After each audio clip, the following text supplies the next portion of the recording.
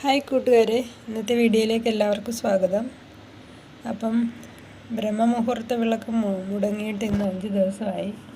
5 ദിവസമായിട്ട് നമ്മൾ പ്രാർത്ഥനയൊക്കെ ഇങ്ങനെയൊക്കെ പോവുകയാണ്.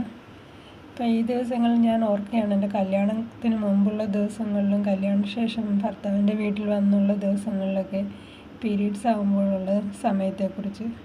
എൻ്റെ വീട്ടിൽ അങ്ങനെ പ്രത്യേകിച്ച് മാറിയിരിക്കുകയൊന്നും ചെയ്യത്തില്ലായിരുന്നു. കുളിച്ച് കയറിയെല്ലാം വീട്ടിലെ ജോലികളെല്ലാം ചെയ്യും.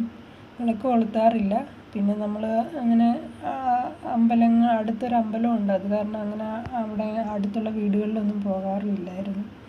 പക്ഷേ ഭർത്താവിൻ്റെ വീട്ടിൽ വന്നു കഴിഞ്ഞാൽ നമുക്ക് അടുക്കളയിലൊന്നും കയറി ഒന്നും ചെയ്യാൻ സമ്മതിക്കില്ലായിരുന്നു. ആരെയും തൊടാനും സമ്മതിക്കില്ല. അങ്ങനെയൊക്കെയായിരുന്നു അവിടുത്തെ രീതികൾ. അപ്പോൾ അവിടെ ഒരു മുറിയുണ്ട്, അതിനകത്തിൽ കട്ടിലുണ്ട്.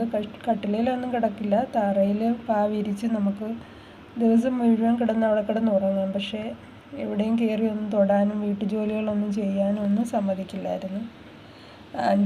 4 ദിവസവും നമുക്ക് സുഖമായിട്ട് കിടന്നുറങ്ങാം. അങ്ങനൊരു ഇതുണ്ടായിരുന്നു. പക്ഷേ നമുക്ക് ആരോടും മിണ്ടാനും പുറത്തിറങ്ങി ഒന്ന് എല്ലാവരുമായിട്ട് സഹകരിക്കാനും ഒന്നും പറ്റാതിരിക്കുമ്പോൾ ഭയങ്കര ബുദ്ധിമുട്ടുണ്ട്. കുഞ്ഞുങ്ങളായി കഴിഞ്ഞപ്പോഴായിരുന്നു അതിനെക്കാട്ടി ബുദ്ധിമുട്ട്. അപ്പം കുഞ്ഞുങ്ങളുമായിട്ടൊക്കെ നാട്ടിൽ ചെല്ലുമ്പം അവർക്ക് അറിയില്ലല്ലോ, അവർ നമ്മളെ തൊട്ടിട്ട് അവിടെ എല്ലാം ചെന്ന് പിടിക്കുമ്പോൾ അമ്മ കിടന്ന് ബഹളം വയ്ക്കുമായിരുന്നു. വന്നിട്ട് ആ കുഞ്ഞുങ്ങളുടെ തുണി മൊത്തം അഴിച്ച് ഇട്ടിട്ട് അവരെ മുഴുവനായിട്ട് നടത്തിക്കുമായിരുന്നു. അപ്പം തൊട്ടാലും കുഴപ്പമില്ലെന്നും പറഞ്ഞു. അങ്ങനെയൊക്കെയുള്ള ഒരു വീട്ടിലായിരുന്നു ഞാൻ കല്യാണം കഴിച്ച് ചെന്നത്. ഇപ്പോഴും അങ്ങനെയൊക്കെ തന്നെയാണ് അവിടെ. ഇപ്പം അത്ര കുഴപ്പമില്ല. നമ്മൾ മുതിർന്ന് കഴിഞ്ഞ് പിന്നെ ഇപ്പം അങ്ങനെ മാറിയിരിക്കാൻ ഒരു സമയം കഴിഞ്ഞപ്പോൾ എൻ്റെ ഹസ്ബൻഡ് വഴക്ക് പറയുമായിരുന്നു ഇങ്ങനെയൊക്കെ ചെയ്യുന്നതിന്. പിള്ളേരുടെ തുണിയൊക്കെ അഴിച്ച് മുഴുവനെ നിർത്തിക്കുമ്പോൾ വഴക്ക് പറയുമായിരുന്നു അമ്മയെ. അപ്പോൾ പിന്നെ അന്നേരം എൻ്റെ വീട്ടിൽ പോകാൻ പറയുമായിരുന്നു 4 ദിവസത്തേക്ക്. അപ്പോൾ അതും ഒരു വലിയ സന്തോഷമായിരുന്നു, 4 ദിവസം വീട്ടിൽ പോയി നിൽക്കുക എന്നുള്ളത്.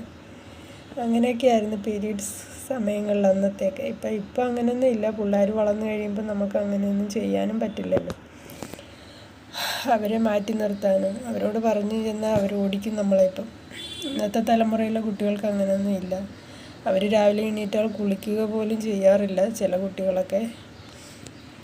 എനിക്ക് തോന്നുന്നത് പണ്ട് കാലത്ത് ഈ കൂട്ടുകുടുംബമായിട്ട് താമസിച്ചിരുന്ന സമയത്ത് എല്ലാ ജോലികളും അവിടുത്തെ സ്ത്രീകളായിരുന്നല്ലോ ചെയ്തിരുന്നത്.